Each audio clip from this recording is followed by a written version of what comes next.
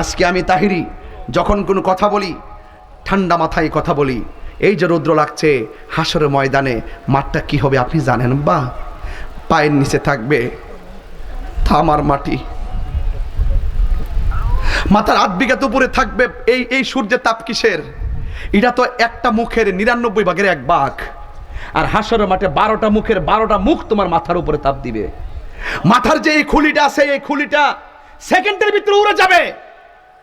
মগজগুলোর উপরে তাপ লাগার পরে বাতের মারের মতন টকবক করবে। এই শরীরের ঘাম পড়তে পড়তে নিচে পানি হবে। এই পানিটা জাহান্নামের আগুনের চাইতে গরম হবে, দুনিয়ার আগুনের চাইতে 70 গুণ গরম। এই পানিটার ভিতরে আপনার পা থাকবে। গুনাহ যতটুকু হবে ততটুকু পানি ঝরবে। কেউ গুনাহ অনুযায়ী গিরা পানিতে, কেউ গুনাহ অনুযায়ী হাঁটু পানিতে, কেউ গুনাহ অনুযায়ী কোমর পানিতে, কেউ গুনাহ অনুযায়ী গলা পানিতে, কেউ গুনাহ অনুযায়ী মাথা ওড়াইনা পানিতে। গোশতগুলো ওই যে পোলট্রি মুরগি মেশিনে দিলে যেমন করে পাখাগুলো খুলে যায়, গোশতগুলো হাড্ডি থেকে এইভাবে খুলে গিয়ে কঙ্কাল হয়ে যাবেন। 1 দিন না 2 দিন না, এইভাবে আপনি 50,000 বছর থাকবেন।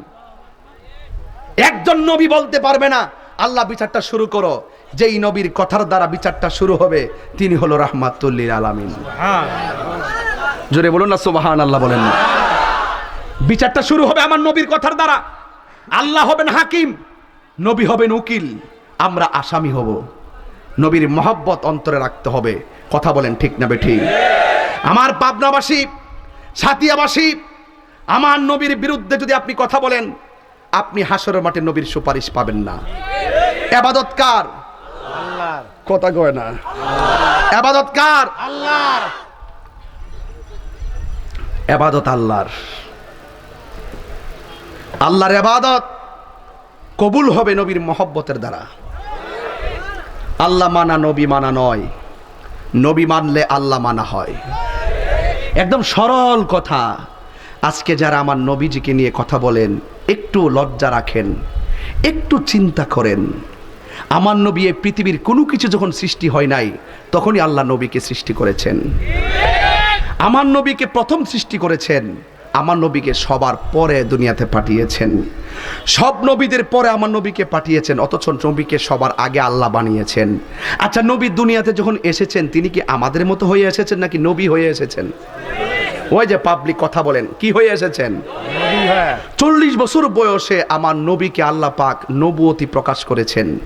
যেই নবুয়তির নির্ধারণ ছিল রুহানি জগতে, দুনিয়াতে পাঠানোর পরে কাফেরদের মোহনায় রসুল যদি ওই সময় প্রকাশ থাকতো কাফেররা নবীকে ক্ষতি করত। কথা কোন ঠিক না বেঠিক? এই জন্য আল্লাহ পাক রাব্বুল আলামিন নবী পাক সাল্লাল্লাহু আলাইহি সাল্লামকে কোরআনের আয়াত এবং হকের দাওয়াত দেওয়া, আল্লাহর দিকে দাওয়াত দেওয়াটা একটু সময় নিয়ে 40 বছর বয়সে আমার নবীর উপরে নবুয়তটা প্রকাশ করেছেন, কোরআন নাজিল করেছেন। বলছেন রাসূল আপনি এবার মানুষকে ডাক দেন আমি আল্লাহর দিকে। 40 বছর তাদেরকে ডাক দিয়েছেন নবীর দিকে। এই জন্য কাফেররা পর্যন্ত নবীকে আল আমিন বলেছে। কথা কোন ঠিক কিনা? পাথর পর্যন্ত আমার নবীকে সালাম দিয়েছে, গাছ পর্যন্ত নবীকে সেজদা দিয়েছে। গাছ কি সাধারণ কাউকে সেজদা দিব? পাথর কি সাধারণ কাউরে সালাম দিব? তো পাথর রসুলকে চিনেছে এই 40 বছর, গাছ চিনেছে, কিন্তু আমার দেশের অনেকেই এই সময়টাতে রসুলকে নবী হিসাবে মানতে চায় না। এটা এই জাতির জন্য কলঙ্ক এবং অত্যন্ত দুর্ভিক্ষ।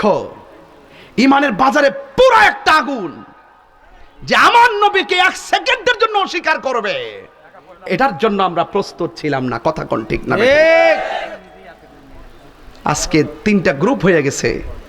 আমি বলেছি যে আপনি যে বলেছেন 40 বছর আগে নবী ছিল না, আপনি দলিল দেন। আমি প্রমাণ দিব রসুল মা আমেনার মাস থেকে দুনিয়াতে এসেছেন নবী হয়ে। এই জন্য জান্নাতের 4টা মহিলা আসিয়া, মরিয়ম, হাজারা, এরা আয়েশা নবী পাককে রিসিভ করেছেন। রসুল দুনিয়াতে এসে সেজদা দিয়ে বলছেন আমি সাক্ষ্য দিচ্ছি আল্লাহ ছাড়া মাবুদ নাই, আমি নবী হলাম আল্লাহ রাসূল। আল্লাহ পাক অনুমতি দেন নাই 40 বছর নবী প্রকাশিত হয় নাই। আল্লাহ অনুমতি দিয়েছেন, রসুল প্রকাশ হয়েছেন। কথা কোন ঠিক না বেটি? এখন তারা বলে যে নবী ছিল না, এই কথাটা যথাযথ নয়, এ কথাটা অন্যায়, নবীর সঙ্গে বিরোধিতা হয়। এই জন্য আমি বলবো আমি ঝগড়া করতে আসি নাই। একটা কথা বলবো, কবিরের কবরে 3টা প্রশ্ন করা হবে। একটা প্রশ্ন ওয়ামা কুনতা তাকুলু ফি হক্কি হাযার রাজুল, এই লোকটাকে তুমি চিনো? হাসরের ময়দানে রাসূল বলছেন শাফাআতি লি আহলিল কাবাইরি মিন উম্মতি, আমি হাসরের মাঠে কবিরা গুনাহ যদি কেউ করে ফেলে কিন্তু আমি নবীকে যারা মহব্বত করে তাদের আমলে যদি কবিরা গুনাহ পাওয়া যায় তাদেরকে আমি সুপারিশ করব। নামাজ যে পড়ছেন কবুল হয়েছে কিনা জানেননি, রোজা যে রাখছে কবুল হয়েছে কিনা জানেননি, হজ যে করছে কবুল হয়েছে কিনা জানেননি। তো কোনো গ্যারান্টি কার্ডই তো আমার কাছে নাই, কি নিয়ে উঠবেন হাসরের মাঠে? একটা গ্যারান্টি কার্ড আছে, নবী গো আপনাকে জানের চাইতে বেশি ভালোবাসি, এটা লই উঠমু। যদি কবুল হয় আমল যা হইছে হইছে, না হইলে আমাদের শেষ ভরসা আমার রাহমাতুল্লিল আলামিন। এই জন্য রাসূল সুপারিশ করার ক্ষমতা আছে না নাই? এই জন্য ওই কষ্টের ভিতরে আমার নবীকে আমরা দুনিয়ার থেকে যদি ভালোবেসে যাই, বলছেন ইল্লাল্লাযিনা আমানু ওয়া আমিলুস সালিহা, যারা ঈমানদার এবং যারা নেক আমল করবে তাদের জন্য জান্নাতের শুভ সংবাদ। চিৎকার মেরে বলুন সুবহানাল্লাহ। তাহলে আমরা ওই মা বাপের খেদমত চাই কি চাই না? নবীকে ভালোবাসতে চাই কি চাই না? কারা কারা চান দুই হাত তুলে দেখাবেন। আমি একটা স্লোগান দিব, জোরে সোরে স্লোগানের আওয়াজ দিবেন, আর 3 মিনিট আছে আজানের।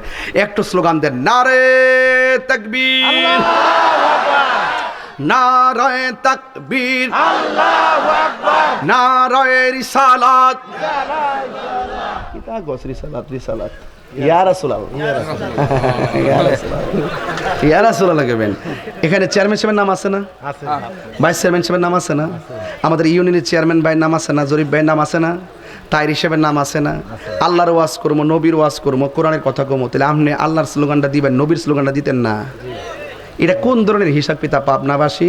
আবার এইগুলো আপনারা আগে করছেন, এখন করে না। আমরা আগে আইছি না তো, আইলে আপনাদের মাঝে এই দূরত্ব থাকলে নিলে এইগুলো নিয়ে আর দ্বন্দ্বের সময় না। যেখানে আল্লাহর স্লোগান থাকবে এটা হলো ওয়াহদানিয়াতের স্লোগান, আরেকটা আছে রিসালাতের স্লোগান। ওয়াহদানিয়াতের স্লোগান হলো নারায়ে তাকবীর, আল্লাহু আকবার। রিসালাতের স্লোগান হলো নারায়ে রিসালাত, ইয়া রাসূলুল্লাহ। এখন কি ইয়া রাসূলুল্লাহ বলবেন? এই পোস্টারে আসেনি রে ইয়া রাসূলুল্লাহ, ওই রে এটা দিয়ে নারায়ে তাকবীরও নাই, আল্লাহু আকবারও নাই, নারায়ে রিসালাতও নাই, ইয়া রাসূলুল্লাহ নাই। কোন দেশে আয়া পড়ছি রে ভাই, কোন পাবনা আইসি রে বাবা? মনে আছেন না? মহিলা থেকে মা বোনদের থেকে উঠছে এটা।